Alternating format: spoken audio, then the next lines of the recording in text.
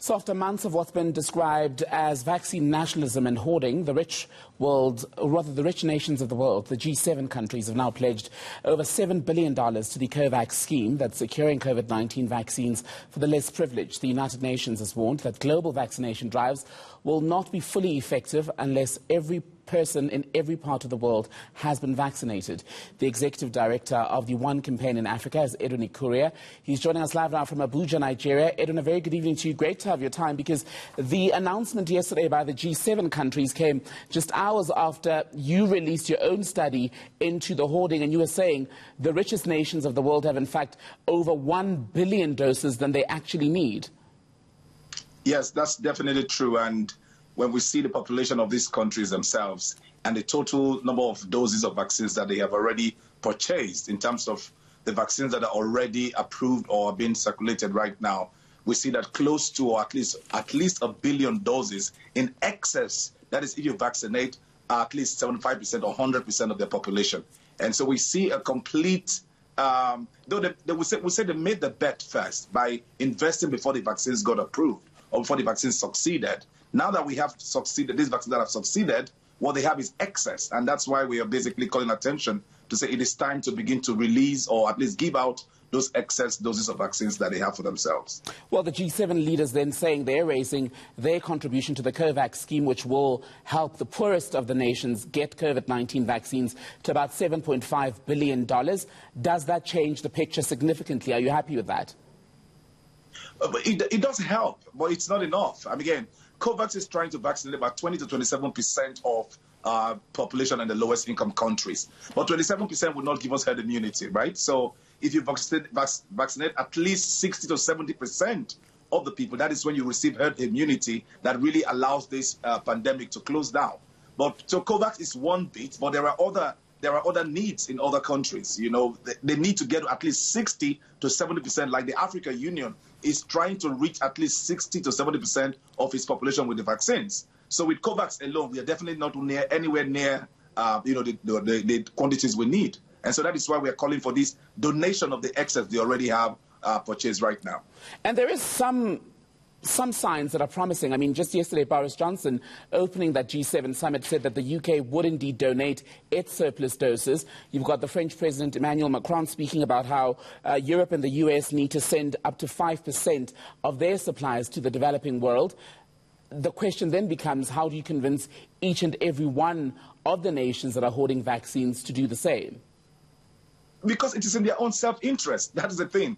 Because they cannot vaccinate all of their people and expect the pandemic to fizzle out. As long as there are countries in this world that still have the virus still, among them, they will definitely not be safe themselves. So it started in China, but it's all over the world right now. So if they don't take extra effort to make sure that every country on earth get these vaccines and the people are vaccinated, whatever they do to their own population is actually almost a waste of time, because it's still going to come back. And that's the call we're making for. In your own enlightened self-interest, it is important to donate excess to make sure actually and get actively involved in making sure that every other country in this world also get the vaccines that they need.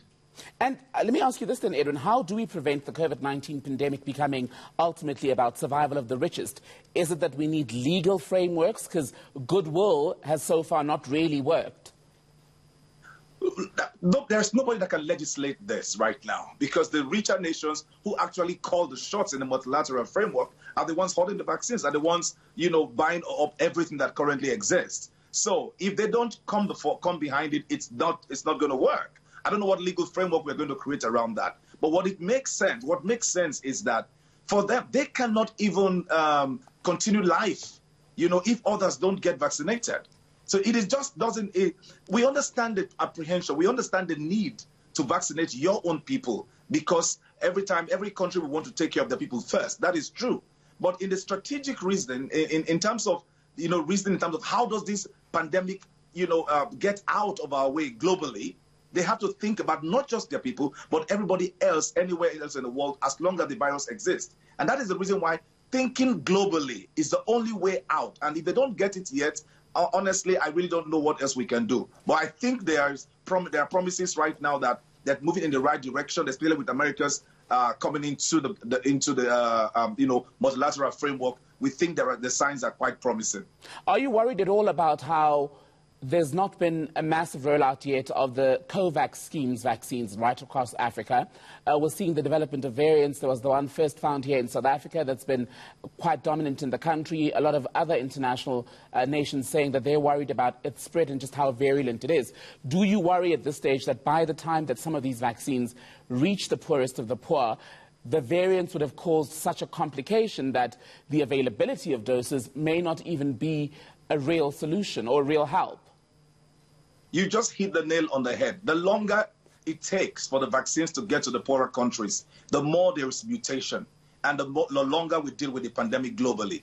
And that's exactly what we've been calling for, to say it's not just enough to announce that there are vaccines and then it's all kept in one part of the world.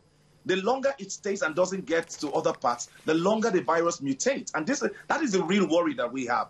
It means that we will be dealing with this pandemic for a much longer time than we all actually expect. And this is why right now is the time to make sure that whatever is available gets distributed across, at least to the most vulnerable people, the health workers, the aged, and then we can then begin to see how this virus is arrested in its tracks. Otherwise, before they try to get it down to the poorer countries, the virus mutates, it goes back to other countries. And this will continue to have a vicious cycle. And this is the only reason why we're saying that it must get to everywhere at the same time and on time.